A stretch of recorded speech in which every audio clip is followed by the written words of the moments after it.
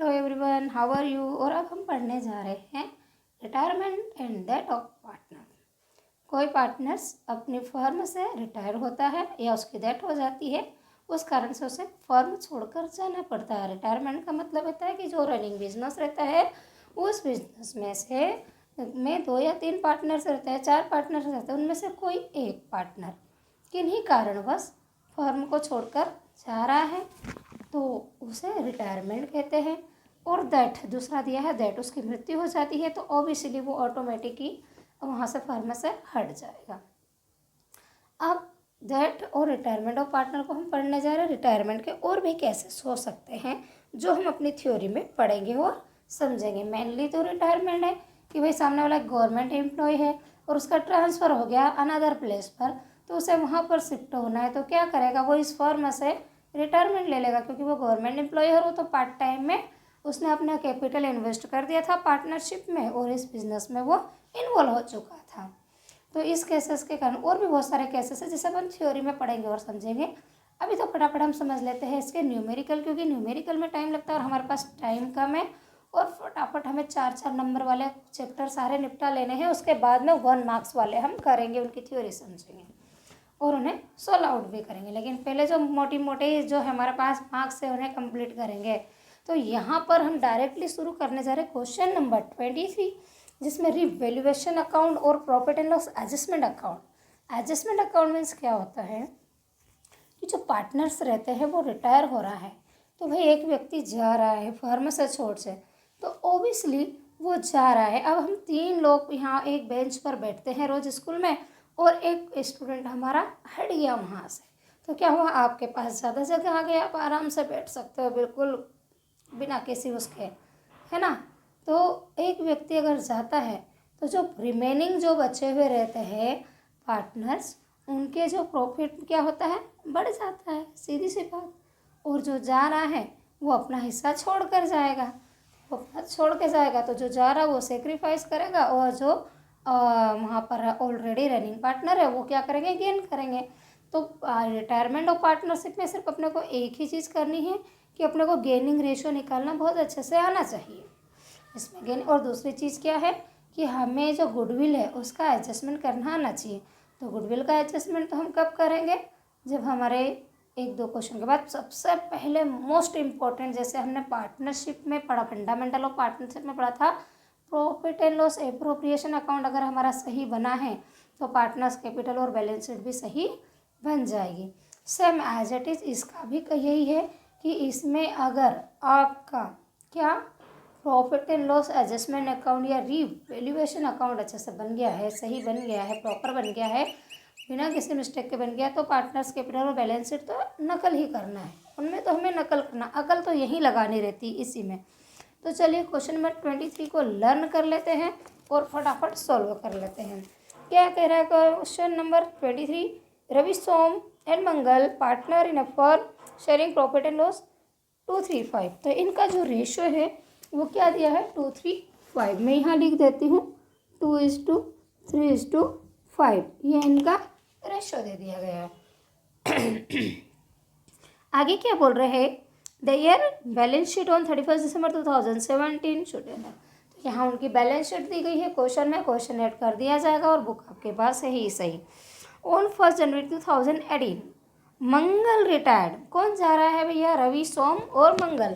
तो यहाँ कौन कौन है, ये रवि है, सोम है और मंगल है, इसमें से मंगल जा रहा है तो मंगल को अपन ने राउंड ऑफ कर दिया। चलिए आगे क्या कह रहे हैं, prepare profit and loss adjustment account taking in for consideration considerate as the follow. आपने को जो फॉलोइंग कुछ चीज़ें दी गई है उन्होंने उसको फॉलो करते हुए हमें क्या करना है, एडजस्टमेंट अकाउंट बनाना है प्रॉफिट एंड लॉस। मैंने यहाँ लिखा है profit and loss adjustment oblique revaluation account. तो क्वेश्चन में कभी प्रॉफिट एंड लॉस एडजस्टमेंट बोलेंगे और कभी रिवैल्यूएशन भी बोला जाए, तो आपको ये ही प्रिपेयर करने का सेम उसका तरीका है। अब ध्यान देना, एडजस्टमेंट कर रहे हैं तो एप्रोप्रिएशन नहीं कर रहे हैं, एडजस्टमेंट कर रहे हैं। कुछ लोग गलती से प्रॉफिट एंड लॉस एप्रोप्रिएशन लिख देते हैं, वो फंडामेंटल में होता है, यहाँ एडजस्टमेंट होता है। तो यहाँ जो अकाउंट प्रिपेयर होगा उसका नाम होगा profit and loss adjustment account. जैसे हम अभी इससे पहले के क्वेश्चन में रीवैल्यूएशन अकाउंट, मतलब वैल्यूएशन करना है, सीधी सी बात है, एसेट्स और संपत्ति के मूल्य में, एसेट्स और लायबिलिटी की प्राइस में क्या इंक्रीज हुई या डिक्रीज हुई, उसका एडजस्टमेंट करना है। कैसे करना है? एक तो बैलेंस शीट में हमारी एसेट्स और लायबिलिटी दी जाएगी और बैलेंस शीट के जस्ट नीचे हमें इंफॉर्मेशन दी जाएगी कि किसकी प्राइस कितनी हो गई, क्या हो गई और क्या क्या उसमें करना है, तो उस हिसाब से पता चलता है। तो देखिए ये क्रेडिट साइड है और ये डेबिट साइड है, हमें पता है। तो एसेट्स और लायबिलिटीज अगर माइनस होती है, क्या होती है? मैंने लिखा ए माइनस एल प्लस, इसका फॉर्मूला है ए माइनस एल प्लस। तो अगर एसेट्स की प्राइस घटती है तो वो इधर आएगी और बढ़ती है तो क्रेडिट में जाएगी, सीधी सी बात है। हमारे 3 golden rules, all income and increase and profit are credit, all losses, loss होगी ना भाई, एसेट्स की प्राइस कम हो जाएगी तो लॉस ही होगी, खर्चा होगा तो भी डेबिट होगा, ऑल एक्सपेंसेस इज डेबिट, हमने याद किया 3 गोल्डन रूल्स 11 से। तो एसेट्स अगर माइनस हो रही है तो 2 और प्लस हो रही, इंक्रीज हो रही है, प्लस हो रही है, बढ़ रही है तो बाय में, क्रेडिट साइड में। इसी प्रकार लायबिलिटीज अगर हमारी रिड्यूस हो रही है, कम हो रही है, डिक्रीज हो रही है तो बाय साइड आएगी, और लायबिलिटीज अगर बढ़ रही है हमारी तो डेबिट साइड में आएगी। ये ए माइनस एल प्लस, वहाँ लास्ट में लिखा ए प्लस एल माइनस, ये इसका फार्मूला है और इसी फार्मूले से ये चलेगा। चलिए अब क्या क्या बोलते जा रहे हैं उसको हम सोल्व करते जाते हैं। हाथों हाथ बुक को रख लेते हैं अपने पास, क्योंकि एक एक तो उसके लिए कब हम बार बार उठा के आएंगे। तो सबसे पहले हमें बोल रहे हैं यहाँ पर क्वेश्चन में, to appreciate building and furniture 5%। Appreciate का मतलब होता है बढ़ना और डेप्रिशिएट का मतलब होता है घटना। तो क्या क्या एप्रिशिएट हुआ यहाँ पर? बिल्डिंग एंड फर्नीचर एप्रिशिएट हुआ तो क्या हो गया? बढ़ गया। तो बाय बिल्डिंग सबसे पहले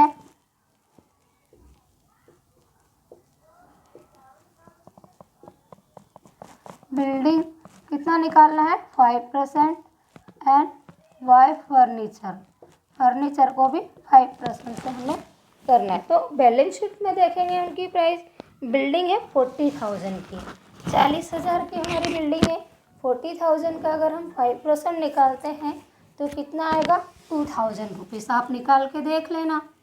और यहाँ फर्नीचर आपका है 20,000 तो उसका 5% आएगा 1,000 रुपीज़।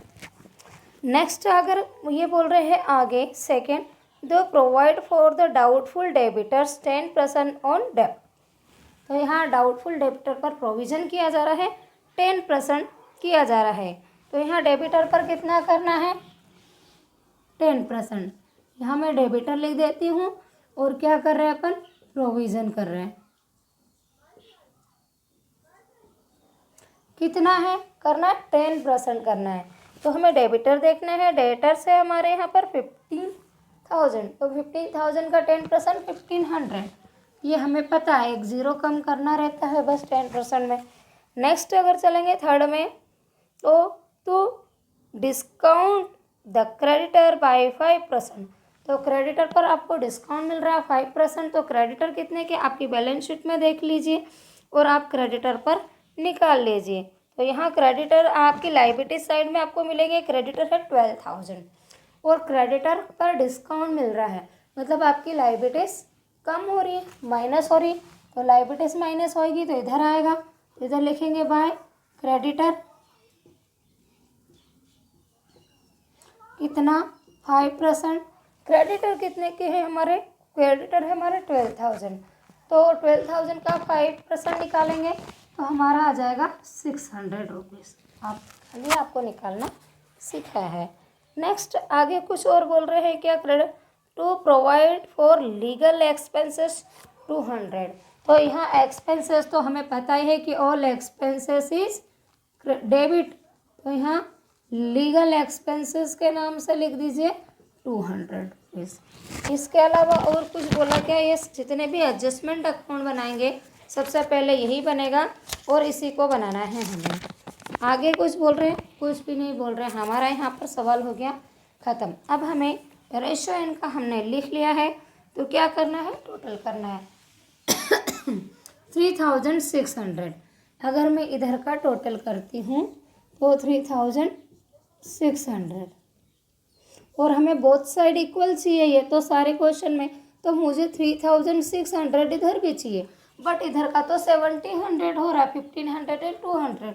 तो क्या करेंगे, यहाँ से मैं 1700 को माइनस कर दूंगी, रफ वर्क है 0 0, तो ये हो गया 9, और ये 1900 रुपीज़ का प्रॉफिट हमें हो गया फर्म को। तो टू प्रॉफिट, और इसे भी कहाँ ट्रांसफ़र करेंगे, पीसी अकाउंट में। क्या नाम है, रवि सोम मंगल, ये रवि सोम और ये मंगल। अब ये जो 1900 का प्रॉफिट निकला है, इसे डिस्ट्रीब्यूट करना है हमें इनके रेशो में। सिखाया है रेशो में कैसे डिस्ट्रीब्यूट करते हैं। तो सबसे पहले लिखेंगे 1900 और फिर इनका लिख लेंगे रेशो। रेशो है 2:3:5, 2:3:5। सबका टोटल करेंगे 10, है ना, इन सबका टोटल करेंगे तो 10 अपॉन में कॉमन ले लिया मैंने 10, ये 0 से ये 0 गया। अब 19 का 2 से मल्टीप्लाई करेंगे तो 38 आएगा, तो यहाँ 38 और एक 0 बचा, एज इट इज़ लिख देंगे। अब 3 से मल्टीप्लाई करना है हमें, तो 0 ऐसा 27, 2 कैरी बचा, 3 एंड 2 5, 570 रुपीज़। 5 से मल्टीप्लाई करना है तो 0, 5 9 जो 45 का 5, 4 कैरी, 5 एंड 4 9, तो 950। ये क्या हो गया, इनका प्रॉफिट हमने डिस्ट्रीब्यूट कर दिया इनके रेशो में, और ये profit and loss adjustment account हमारा कंप्लीट हो गया। अब हमें क्या बनाना है, नेक्स्ट क्वेश्चन हम देखेंगे। इसके साथ क्या बनता है, पार्टनर्स कैपिटल अकाउंट। और पार्टनर्स कैपिटल अकाउंट में सबसे मोस्ट इम्पोर्टेंट चीज़ है गुडविल का डिस्ट्रीब्यूशन। अगर क्वेश्चन में दी गई है तो 2 टाइप्स की गुडविल आती है, बुक्स गुडविल आती है, एक तो जो बैलेंस शीट में दी रहती है, और सेकेंड आती है valued goodwill. Value of goodwill और वैल्यूड गुडविल में डिफरेंस है। अगर वैल्यूड गुडविल है तो हमें गेनिंग रेशो निकालना पड़ेगा, न्यू रेशो फाइंड करना पड़ेगा, और उसमें उनको डिस्ट्रीब्यूट करना पड़ेगा। और अगर आपकी बुक्स गुडविल दी गई है, बुक के अकॉर्डिंग गुडविल दी, तो कुछ नहीं, ओल्ड पार्टनर्स के ओल्ड रेशो में डिस्ट्रीब्यूट कर दो, ख़त्म का। तो क्वेश्चन नंबर 24 को पढ़ लेते हैं। A B and C are partner, they ratio इनका 3:1 है, तो रेशो यहाँ पर क्या दे दिया गया है, 3:2:1, ये इनका रेशो दिया गया है। देन आगे क्या बोल रहे हैं, द बैलेंस शीट ऑन 30 जून 2018।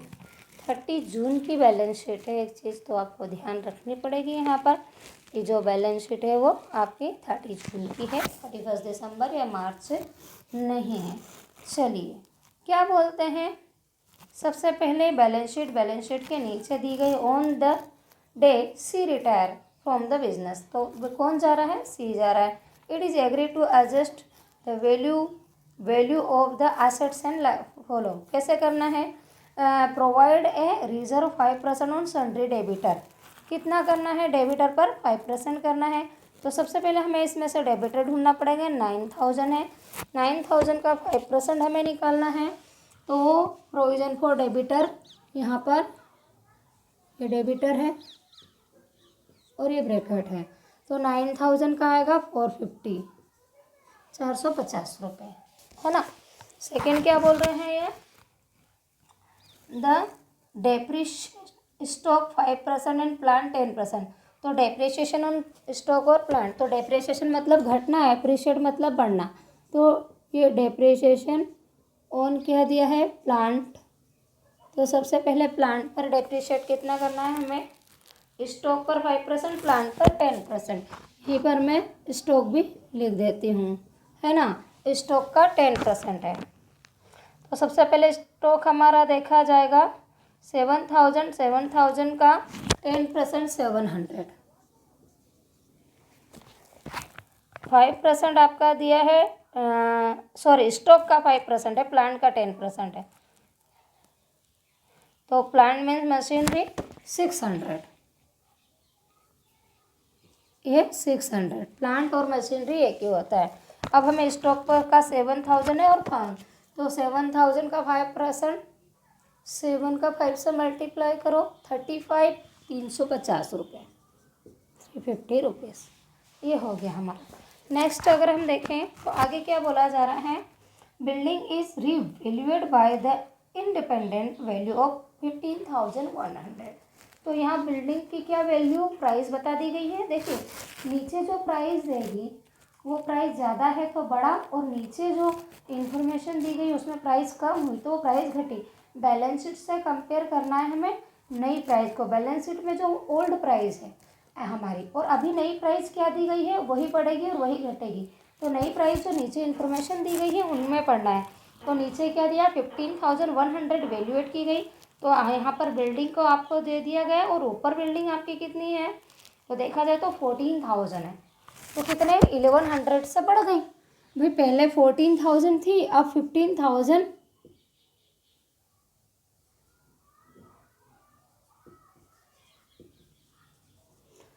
बढ़ गई। तो कितनी, 1100 से बढ़ गई भाई। बैलेंस शीट में कितनी, 14,000 है, 14,000 रुपये थी, अब कितनी 15,100 हो गई, तो 1,100 रुपये से बिल्डिंग बढ़ गई।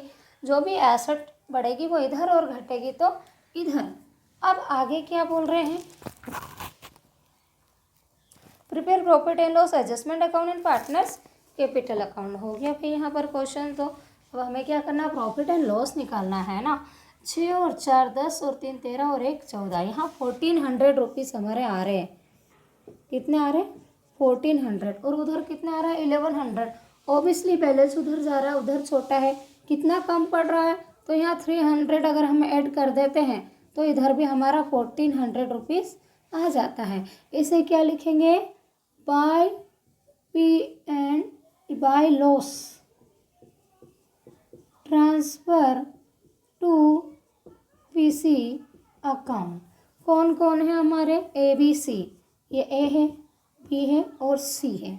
ए बी सी लॉस कितनी आई, 300। 300 को 3:2:1, मतलब इन सबको प्लस करेंगे तो क्या आएगा, 3 और 2 5 and 1 6 6 6 5 से 30, 50 रुपीज़। 50 का 3 से मल्टीप्लाई करो, 5 3 जो 15 और 0 लगा दो, 150, 5 2 जो 10, 100 और 550। ये इनकी लॉस क्या हो गई, डिस्ट्रीब्यूट हो गई यहाँ से हमारे इनके रेशो में, और हमने उसको लिख दिया। चलिए आगे क्या बोला है हमें, पार्टनर्स कैपिटल अकाउंट बनाने का बोला है। तो पार्टनर्स कैपिटल अकाउंट हम बना लेते हैं। उसके लिए हमें ये चीज़ें हटानी पड़ेगी, है ना। मतलब वही पार्टनर्स कैपिटल अकाउंट बनाना जो हमने चैप्टर 2 में बनाया था। सबसे पहले बाय बैलेंस बीडी करके हमें क्या लिखना है, कैपिटल लिखनी है, ब्रॉट डाउन, और इसमें हम क्या लिखते हैं, कैपिटल। ये कैपिटल मैं इसलिए लिख रही हूँ कि आपको याद रहे, ये लिखना नहीं है एग्जाम में या कहीं। तो क्या दे रहे हैं, 10,000 है सबकी, जितने भी पार्टनर सबकी 10,000 10,000 है। इसके अलावा बैलेंस शीट में क्या दिया, क्रेडिटर है, वो बैलेंस शीट में जाएगा। रिजर्व फंड है 6,000, तो रिजर्व फंड भी इन लोगों में इनके रेशो में बांट देंगे। तो by reserve fund, reserve fund किस रेशो में बटेगा, वो 3:2:1। कितना रिजर्व फंड है, 6,000 है। 6,000 का 3/6 करेंगे, आधा हो जाएगा 3,000, इसका आ जाएगा 2,000 और इसका आ जाएगा 1,000। उस रेशो में डिस्ट्रीब्यूट करेंगे जो क्वेश्चन में दिया गया है। नेक्स्ट आपका इधर से ये जो लॉस है, प्रॉफिट को इधर ट्रांसफ़र करते हैं, लॉस को इधर। तो to P&L adjustment account, adjustment account 150 100 and 50 rupees. इसके अलावा और कुछ दिया है क्या, गुडविल वगैरह कहीं भी क्वेश्चन में हमारी नहीं है। तो क्या करेंगे, बस इतना ही करेंगे और कुछ भी नहीं है। पार्टनर्स कैपिटल अकाउंट में गुडविल रहती तो गुडविल का डिस्ट्रीब्यूशन भी यही होता। अगर बुक्ड गुडविल है, बुक्स गुडविल है आपकी, और अगर तो ओल्डर रेशो में जैसे हमने रिजर्व फंड को बांटा, सेम एज इट इज़। अगर बुक्स गुडविल है तो, है ना, लेकिन वैल्यूड गुडविल है तो फिर उसके लिए गेनिंग रेशो निकालेंगे। अदरवाइज देखिए, जैसे हमने रिजर्व फंड को डिस्ट्रीब्यूट कर दिया 6,000 को इनके रेशो में, ओल्ड पार्टनर के ओल्ड रेशो में, as it is books goodwill जो है बैलेंस शीट में जो अगर गुडविल दी गई तो उसे ऐसे ही डिस्ट्रीब्यूट कर दिया जाएगा। लेकिन वैल्यूड गुडविल दी गई है, तो उसके लिए गेनिंग रेशो हमें निकालना पड़ेगा, न्यू रेशो निकालना पड़ेगा और उसके फार्मूले के साथ में, तो उससे हम सीखेंगे आराम से। अभी तो ये कि इसमें और पार्टनरशिप के उसमें कोई डिफरेंस नहीं, सिर्फ चेंज हुआ है। तो क्या हमारा रिटायरमेंट केस में यहाँ रिवैल्यूएशन या एडजस्टमेंट अकाउंट बनता है और उसमें प्रॉफिट एंड लॉस एप्रोप्रिएशन बनता है। चलिए टोटल कर लेंगे और बैलेंस निकाल लेंगे। तो यहाँ पर देखिए, अब इसमें से मेन पार्टनर जा कौन रहा है उसका विशेष रूप से ध्यान करना। क्वेश्चन नंबर हम 24 कर रहे हैं। सी रिटायर हो रहा है ना, तो ये सी जा रहा है, तो सी को मैंने गोला लगा दिया उधर, इधर भी मैं सी को गोला लगा रही हूँ क्योंकि ये जा रहा है। हमें पता होना चाहिए ना पार्टनर कौन जा रहा है। चलिए 10 and 3 13,000, इसमें से 150 माइनस कर देंगे, 12,850 रुपीज़ इसका आ गया। तो सबसे पहले तो हमें सी का कार्यक्रम करना पड़ेगा। तो सी का जो है क्या लिखेंगे, टू सीज लोन अकाउंट, जो पार्टनर जा रहा है उसका जो बैलेंस आएगा, बैलेंस वैसे ही आएगा, नया कुछ भी नहीं होगा, लेकिन उसका जो बैलेंस है वो लोन के रूप में लिखा जाएगा। अगर हमारी बैलेंस शीट में इतना पैसा है पर्याप्त कि हम उसे कैश पेमेंट कर सकें, तो कैश, अगर क्वेश्चन में कैश पेमेंट का बोला तो यहाँ सी, यहाँ कैश अकाउंट आएगा और ब्रैकेट में सी आ जाएगा। लेकिन अभी हमारे पास नहीं है, तो हम क्या लिखेंगे, टू सीज लोन अकाउंट। तो सबसे पहले सी का बैलेंस निकालते हैं। तो यहाँ 11,000 है सी का टोटल, 11,000 में से 100 इधर का माइनस कर 50 रुपीज़, ओनली ₹50। तो इसका आ जाएगा 10,950। ये क्या आया, सी का लोन अकाउंट आ जाएगा। अब क्या करना है, इसके इसमें से 100 घटा दो, तो इसका आ रहा है 12,000, किसका, बी का।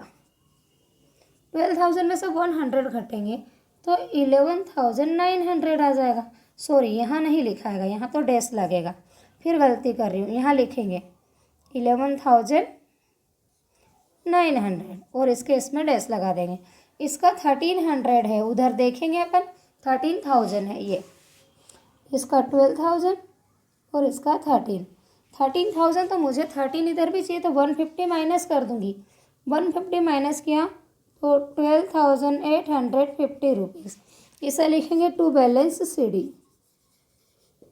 Carry down account. ये किसका, ए और बी का रहेगा। सी जा रहा है तो सी को पैसा देना है, लेकिन अभी पैसा है नहीं, तो उसके लोन के रूप में लिख दिया। बैलेंस वैसे ही निकाला है, सी का कुछ नया नहीं किया, सिर्फ नेम प्लेट चेंज कर दी। यहाँ अभी तक by to balance C D चल रहा था, अब यहाँ सी को सेपरेट कर दिया क्योंकि वो जा रहा है, और उसका जो बैलेंस आया उसे लोन के नाम से लिख दिया, टू सीज लोन अकाउंट। इसके अलावा कुछ भी नहीं। सबसे मोस्ट इम्पोर्टेंट है तो एडजस्टमेंट अकाउंट आपको बनाना आना चाहिए। क्वेश्चन में prepare profit and loss adjustment account बोला तो आप एडजस्टमेंट लिख दीजिए, रिवैल्यूएशन बोला तो रिवैल्यूएशन बोल दीजिए, दोनों का मतलब एक ही होता है। वही कार्यक्रम करना है अपने को, कुछ नया नहीं करना। एसेट्स और लायबिलिटीज़ में इंक्रीज और डिक्रीज जो हो रहा है वो करना है। कल गुडविल वाला कॉन्सेप्ट को समझेंगे और एक ही दिन में ये चैप्टर ख़त्म कर देंगे, क्योंकि आपको पूरा समझ में आ जाएगा, इसमें कुछ नया नहीं है। सबसे मेन गुडविल वाली चीज़ देंगे। फिर जो पार्टनर जिसकी डेथ, अगर किसी पार्टनर की डेथ हो जाती है तो उसका जो लीगल रिप्रेजेंटेटिव जो रहता है, उसका जो नॉमिनी रहता है जिसके नाम उसने लिखा है, उसको पेमेंट कैसे करना है वो चीज़ सीखनी है। तो एक तो वो है कॉन्सेप्ट, और दूसरा कॉन्सेप्ट क्या है, ये हमारा सबसे मेन मोस्ट इम्पोर्टेंट कॉन्सेप्ट आपका गुडविल का है। गुडविल ही आता है, और वो जो आता है वो थ्योरी में आता है, न्यूमेरिकल में नहीं आता है। अभी तक तो नहीं आया किसी क्वेश्चन में। लेकिन हमें क्या करना है, जो मोस्ट IMP क्वेश्चन है, जो हमेशा से 5-10 साल के जो पिछले क्वेश्चन पेपर है उनमें जो क्वेश्चन पूछे जा रहे हैं उनको सोल्व आउट कर लेना है उसी मेथड को, और इस बार पेपर सरल आएगा। और मैं ये जल्दी से ये ख़त्म करके आपको 5 साल के जो पुराने पेपर है वो भी सॉल्व करवा दूँगी। थ्योरी तो टिक लगा ही दी है, समझा भी दी है, और कुछ प्रॉब्लम आए तो आप मुझसे पूछ सकते हैं।